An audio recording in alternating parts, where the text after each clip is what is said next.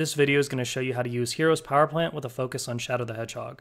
I'm first going to show you how to extract the game using Dolphin Emulator, that way we can actually read the files using HeroesPowerPlant. Then I'm going to show you how to navigate using HeroesPowerPlant if you're completely unfamiliar with it. And then we're going to go ahead and find out where the files are in Shadow that we're interested in. End goal is ultimately that we're going to want to create some custom layouts for stages, or even make new stages, maybe porting existing geometry from other games into this game.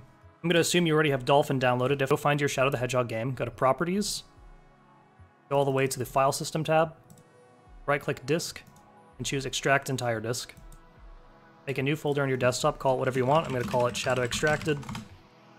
Once that's done, go to the Config tab, Paths, and add your newly created Shadow Extracted, but click the sys folder and then choose Select Folder. This will add a new 0 byte-sized game here, and this will be the one, if you run it, that your edits will show up in. We're done with Dolphin for now for this video, though. Go ahead and open up HeroesPowerPlant. You'll get a welcome message the first time you launch it. And alright, right off the bat, you can press F3 to open up the level editor, or, in this editors tab at the top, just choose level editor, it's the second option. You're going to want to choose shadow level, open.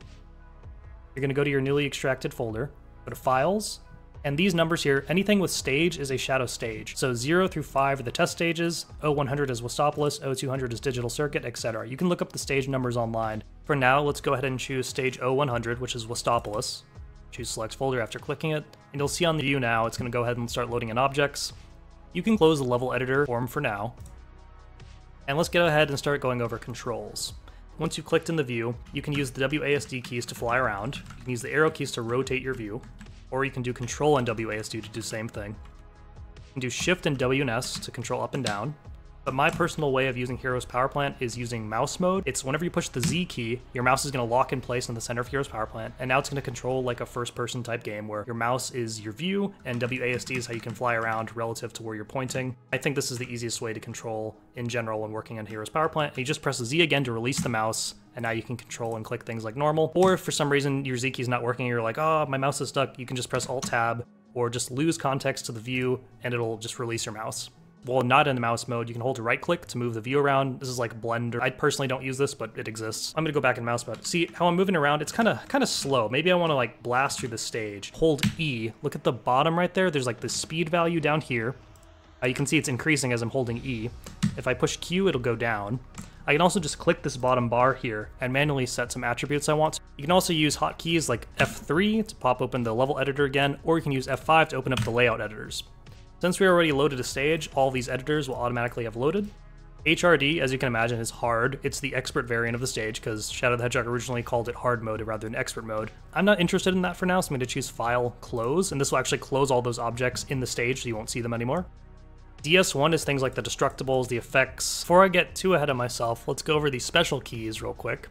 There's more than this, and they're all available under the Options tab up here, so you can click them manually. These are the ones I use the most. So there's M for selection mode, there's X for collision, H for render by chunk, and G for object render distance, hide, and then show all. See how I just clicked randomly because I wanted to move around, but hey, now there's this big orange here. What's happening there is I selected a trigger object because it's so big.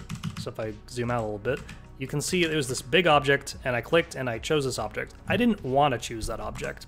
And to avoid that, you can change your selection mode under Options to Cameras. By default, it's not going to have the cameras loaded by HeroesPowerPlant. You can do it by going to Editors, Shadow Camera Editor, but that's for a different video. Switch back to Object Mode by pressing M and clicking off. And I'm going to switch back to Camera Mode, and now I can move around and click and not worry about clicking anything. X is the collision view, so if I press X, lo and behold, there's the collision. Now, the other option was H for render by chunk. Like a chunk is just the range that Shadow actually will load the level geometry, collision, and that's actually it, because the object render distance is a separate thing, but the level geometry itself is controlled by the chunk render distance. This is default, so this is based on like you as the camera acting as Shadow. So as I get closer to things, they pop in, just like real game. Think of the Doom, how you can fall through the door because it didn't load fast enough. It's the same idea. The last thing I wanted to go over was object distance. So as you can see, as I get closer, you see these objects pop in. If I go ahead and press G, now all objects are loaded in regardless of where I am, as in where Shadow is relative. So you can also hide it completely by pressing G again one more time. So now no objects are rendered. Press it again, and now we're back to Shadow's mode. So it's based on the distance. Press it again, and now everything's back. So if I zoom out of the stage here, you'll actually be able to see all the objects, including all the triggers, etc., for the entire stage. These little yellow lines here are the splines, and that's the path most of the time that Chaos Control takes, or like the little loops here for automation where physics otherwise can't support going upside down. That's what these splines are for. Now, the last thing I wanted to leave you with is if you go back into the mode where you have all chunks rendering, you'll notice it's kind of ugly to see because of all these overlaying skyboxes. So Shadow's kind of unique in that they have multiple skyboxes depending on where you are in the stage. Press F3 to open the level editor again.